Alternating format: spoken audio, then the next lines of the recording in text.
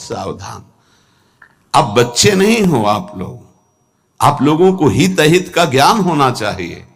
इंद्रियों की मांग को अपनी मांग मानना, मन की विलासिता को अपनी मानना, यह आपको बांध देगा, प्रकृति में बांध देगा, माया में बांध देगा। भागना पड़ेगा, संसार स्वीकार करना पड़ेगा, गिरना पड़ेगा।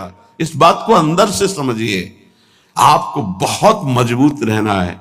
अभी तो माया ने कोई प्रश्न ही नहीं किया आपके सामने। अभी तो सिर्फ पढ़ाई चल रही, तब आप भागते हो अंदर से, बाहर से चाहे हमारे नजदीक भले दिखाई दे रहे हो। और जिस दिन प्रश्न आया तो आप समझ कितने नंबर आएंगे आपकी परीक्षा के।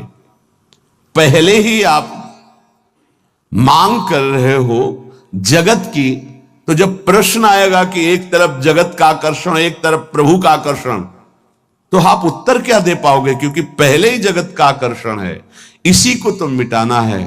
नहीं समझ पा रहे आप, इसी को मिटाना है आपको। जथा लाभ संतोष सदा काहू सो कछु न चाहूंगा। जैसे मेरे प्रभु रखे वैसे रहूंगा, कभी कोई चाह नहीं करूंगा। सच्ची मानिए, यदि आप सतमार्ग में चल रहे हैं तो कोई चाह नहीं रहे। जैसे आपसे पूछा जाए क्या आप पसंद करते हैं, नहीं बोलिए आप क्या पसंद करते हैं, किशोरी जी का नाम दे दीजिए हमें, इसमें रति हो जाए। नहीं, वैसे क्या पसंद करते हैं? किशोरी जी का धाम, दिव्य वृंदावन मेरे नेत्रों में झलकने लगे, दे दीजिए आप। इनके सिवा आपकी हृदय की मांग आपको फंसा देगी। इस शब्दों को पकड़ लीजिए। सत्संग के शब्दों को आप नहीं पकड़ते। आपका मन जब विपरीत चिंतन करता है तो आप कीर्तन कीजिए, वाणी जी का उच्च स्वर से गायन कीजिए। एक बार जीत गए तो 1000 बार इसको पटक दोगे मन को, एक बार हार गए तो 1000 बार पटकी लगाएगा आपको। आप समझो, आप किसी विशेष कृपा से आप चल रहे हैं। अगर इस विशेष कृपा की अवहेलना करेंगे तो आपका परमार्थ रुक जाएगा। पूज्यपाद श्री उड़िया बाबा जी महाराज से स्वामी अखंडानंद जी महाराज प्रश्न करते हैं, बाबा यदि कोई हमारे गुरु और इष्ट की निंदा कर रहा है तो हमारा क्या कर्तव्य बनता है? यदि कोई हमारे गुरुदेव की इष्ट की निंदा करता है तो हमारा उस समय क्या कर्तव्य बनता है? उत्तर, उस उपासक को चाहिए कि उसके सामने जो इष्ट की निंदा या गुरुदेव की कर रहा है वहां से तत्काल हट जाना चाहिए। कभी भी दोबारा उसके पास नहीं बैठना चाहिए। कहती है कि सहन नहीं करना चाहिए, लेकिन प्रीति कहती है कि उठ के चल देना चाहिए, लड़ाई झगड़ा नहीं करना चाहिए। बहुत ये व्यवहार की बहुत काम की बात है। प्रायः ऐसा संयोग मिलता है कि हमारे इष्ट और गुरुदेव की अवहेलना करने वाले हमारे रिश्तेदार, नातेदार, संबंधी ही होते हैं, माता या पिता या ऐसे। क्यों होते हैं? क्योंकि जब उनका कोई संबंधी भगवत मार्ग में चलता है तो फिर उनकी भावनाओं के विरुद्ध हो जाता है।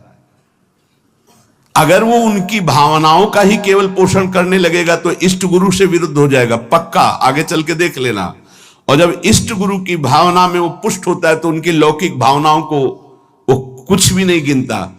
अब उनको लगता है कि ये जो हमारा पुत्र है या पुत्री है या पत्नी है या परिवार का सदस्य है, कितना हमें प्यार करता था, ये जब से गुरु जी से मिला, जब से उपासना में आया, तब से ऐसा हुआ। तो उसकी गुरु के प्रति, इष्ट के प्रति भी निष्ठा नहीं रहती, भक्ति नहीं रहती, और उसी के अंदर से माया निंदा करवाने लगती है बहुत प्रियजनों के द्वारा। अब वहां क्या हमारा कर्तव्य है? हमको पास नहीं बैठना, हमको उनका विरोध नहीं करना। बाबा कहते नीति तो आदेश करती है सहन ना करने की बात। संत शंभुश्री पद अपवादा कही सुनी तहां अस मर्यादा काटी जीव तासु जो बसाई, नीति कहती है। लेकिन बाबा कह रहे हैं भक्ति कहती, प्रीति कहती है कि हमको क्रोध नहीं करना, हमको वैर नहीं करना, बदला लेने की भावना नहीं करना, और ना हमको सुनना है। कान में अंगुली डाल के तत्काल वहां से अलग हो जाना, उससे फिर पुनः मिलना नहीं, उसका संबंध हृदय से अस्वीकृत करना है। जो सहन करता है तो भगवान और गुरुदेव में उसकी प्रीति स्थित हो जाती है। यही जीवन का परम लाभ है। दूर का कोई करे तो चलेगा, बिल्कुल पास का करेगा, नजदीक एकदम विरोध शुरू होगा, बिल्कुल नजदीक शुरू होगा। आपको बचाना है अपने आप को और उसका भी मंगल मनाना है। भगवान से प्रार्थना करनी है कि इसकी बुद्धि शुद्ध हो जाए और अपने को उसके आकर्षण, संबंध, वचन तीनों से दूर हटाना है।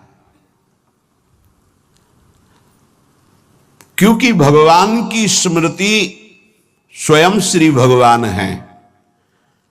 अगर आप इष्ट और गुरु की निंदा सुनेंगे, करना तो बहुत दूर की बात, तो आपकी भगवत स्मृति गायब हो जाएगी, स्मृति चली जाएगी। स्मृति गई तो कुछ नहीं रह गया। यहां तक कि उपासक को भगवान से भी बढ़कर भगवान की स्मृति पर भाव रखना चाहिए।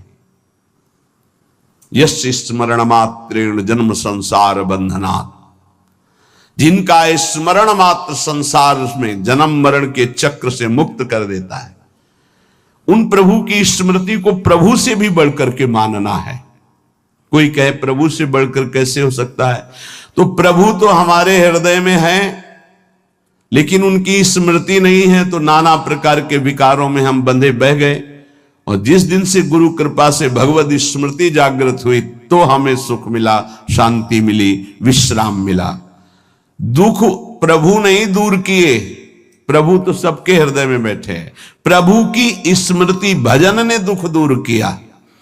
गोस्वामी जी ने भी लिखा है कि सबके हृदय अछत अविकारी, सकल जीव जग दीन दुखारी, तहां वेद अस कारण भाखा,